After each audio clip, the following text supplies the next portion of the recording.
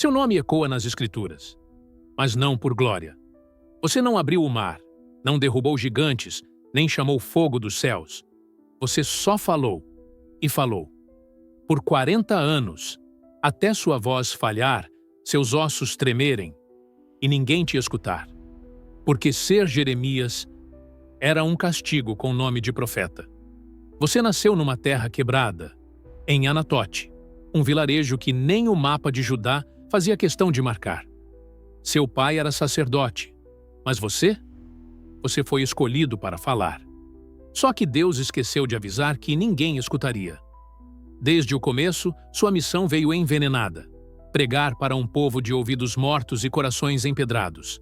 E o pior, você não podia dizer não. Quando a voz divina queimou dentro de você, foi como se engolisse brasas. Não era uma escolha, era um chamado selado com lágrimas. Você seria o arauto da destruição, mas em vez de glória, ganharia vergonha.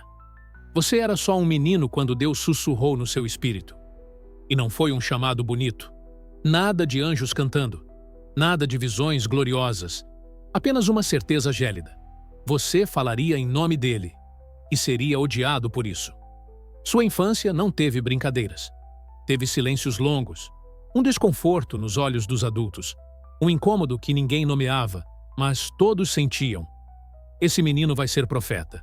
E não no bom sentido. Você cresceu entre pessoas que sabiam, cedo demais, que seu destino não era feliz. Enquanto outras crianças aprendiam a plantar ou a rezar, você aprendia a calar, a guardar, a suportar, porque ser escolhido significava ser separado. E solidão foi seu primeiro professor. Você era jovem, a voz ainda falhava, mas Deus não ligou.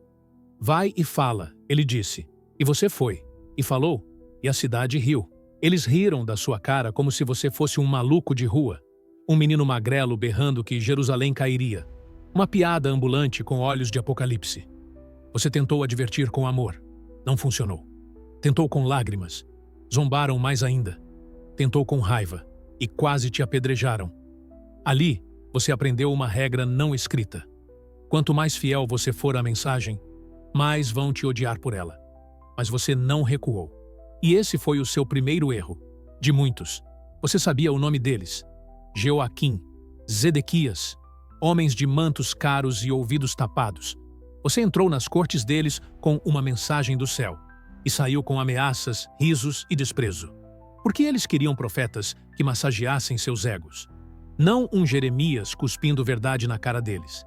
Joaquim queimou seu rolo sagrado página por página, como se queimasse Deus com ele. E você? Você escreveu tudo de novo. Porque a palavra não morre em fogo de vaidade. Mas você quase morreu por escrever.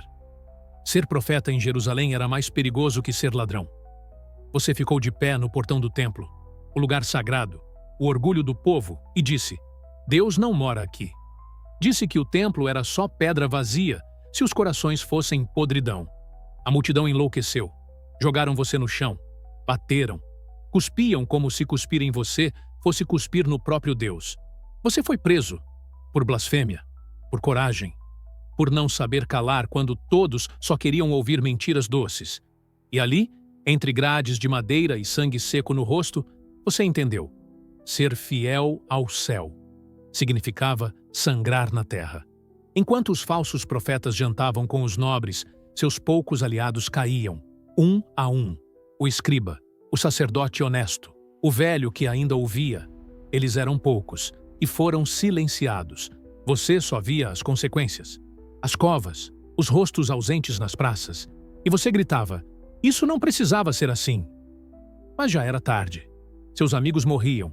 E o povo dizia que a culpa era sua, porque você profetizava desgraça, como se prever a tempestade fosse o mesmo que invocá-la. Mesmo preso, mesmo amaldiçoado, você escrevia. Mandava cartas aos que já tinham sido levados para a Babilônia. Dizia: plantem, construam, vivam. Ainda que na dor, há propósito. Você tentava manter viva uma esperança invisível, mas lá em Jerusalém, te chamavam de traidor, de vendido, de cúmplice dos inimigos, porque quem fala de esperança no cativeiro incomoda mais do que quem grita vingança. E você não gritava vingança. Você gritava sentido. Ninguém queria ouvir. Você avisou. A cidade vai cair. Renda-se. Deus já decidiu. E te jogaram num poço sem água, só lama. Um buraco fundo, escuro, gelado. Ali, você afundou até a cintura, com vermes subindo pelas pernas, esperando apodrecer ali. Dias se passaram. Sem comida, sem voz, só a lama e o som da zombaria lá em cima. Até que um estrangeiro, um eunuco etíope, arriscou a vida para te tirar dali. Não foi um rei, não foi um sacerdote, foi um escravo. Porque até nisso, Deus tem ironia. As muralhas caíram, o templo queimou, o povo foi massacrado, os reis foram levados em correntes. Tudo o que você tinha avisado, aconteceu. E ninguém te pediu desculpas. Não houve aplauso, nem redenção. Só fumaça, corpos e silêncio. Você andava entre as ruínas como um fantasma, como alguém que venceu, mas perdeu. Porque ter razão no fim é só mais uma forma de derrota, quando tudo o que você queria era ter sido ignorado à toa. Levaram você para o Egito. Contra sua vontade. Você avisou que era má ideia. Eles te levaram assim mesmo. E ali, o silêncio caiu como pedra. Você não profetizou mais. Não há registro do seu fim. Só ausência. Só eco. Você, o profeta das lágrimas, desapareceu em terra estranha. Sem honra, sem túmulo, sem estátua, nada. Porque até sua morte foi coerente com sua vida. Invisível, incômoda, ignorada. Sua maior maldição não foi o povo, nem os reis, nem o exílio. Foi sua fidelidade. Você não conseguiu trair a mensagem, mesmo quando ela te destruía por dentro. Você não conseguiu mentir, mesmo quando a verdade só te dava mais inimigos. Você era o profeta que chorava. Não porque era fraco, mas porque sentia demais, sofria por todos, até por quem te queria morto.